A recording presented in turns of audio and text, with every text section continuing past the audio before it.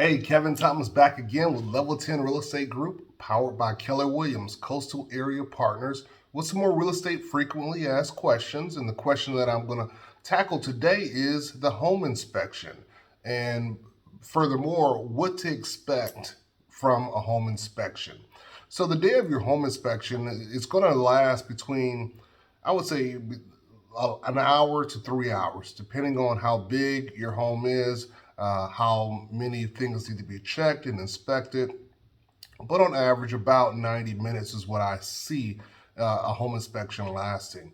And a home inspector is going to check everything from your electrical to your plumbing, your roof, your air conditioning, hot water heater. He's going to run the drains and faucets, check for faulty wiring, wood rot, make sure all your windows open and shut properly. It's probably 100 different components that the home inspector is going to check. What I always recommend that my clients do is arrive towards the end of the home inspection. That way, the home inspector can walk you around and show you any deficiencies that he or she may have found. But if you're there from start to finish, likely you're going to be sitting in your car, twiddling your thumbs, watching them work. But I mean, you have all the right to be there during your home inspection. But for time's sake and for sanity's sake, I say show up towards the end.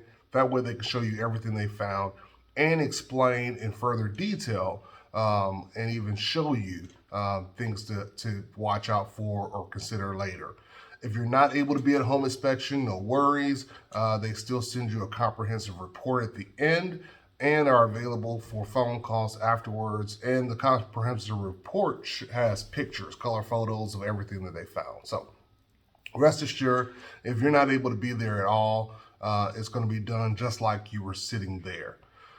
Now, once that inspection is done, then you will get this report, and it's going to tell you everything that's operable or satisfactory, things to monitor, meaning this isn't an issue now, could be an issue later. Obviously, things that are broken or deficient, and possible safety hazards. Now, one thing it is to note about your home inspector, 90% of them are not general contractors, not licensed electricians, licensed plumbers, licensed roofers, licensed HVAC technicians. They are home inspectors.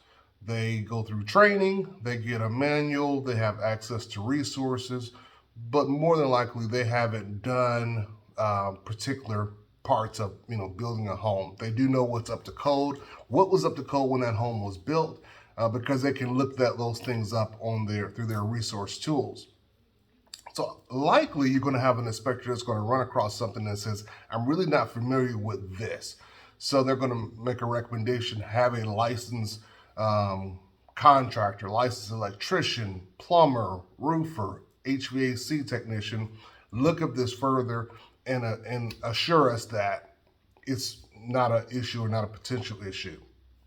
And you're going to see that on most of your reports about have someone qualified to look at these things. So no way is the home inspector ever saying that I am an expert in all of this. I'm telling you based on what I see, what I've experienced, that this might or might not be an issue. So once you get this report back, then this is where you and your realtor sit down and look at it and determine what do we want to have addressed, fixed, taken care of. Now, as a buyer, you have the right to ask for everything on that report to be fixed. I will share with you that when you ask for, nitpicky things to be taken care of, then a lot of times the most important pressing things don't get looked at.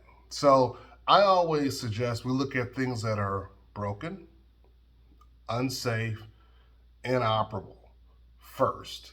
Those are things we want to make sure that are taken care of. Things that we could have seen with our naked eye during the initial walkthrough, that was the time to address those things. If there was a hole in the wall that we could have easily seen, then that's when we asked for that hole in the wall to be fixed in the initial contract, initial offer.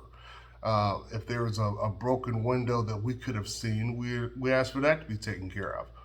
But the things we ask for after the home inspection are things that we, either one, weren't qualified to know about, or two, we didn't go around with a tester checking every plug in the house to see if the plugs work. So that's when we go in and we try to negotiate to have things repaired that we couldn't have seen with our naked eye. So the home inspection is a big part of this process. The seller does not have to fix anything.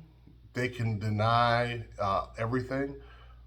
But more than likely, unless they advertise their house as I'm selling it as is, where it is, and I'm pricing it accordingly, and I'm not fixing anything, chances are they're not going to. So, that way, going in that if I'm going to get a home inspection on a home being sold as is, it's for my edification, not to go back and ask them to fix things. So, a little bit of information today about the home inspection process. I know I ran a little longer than I normally do, but I wanted to really get that information out because many people have asked me about this home inspection, and it's even a little bit more complex in times than what I've shared this morning. But want to make sure you have the information. Always want to make sure you're informed.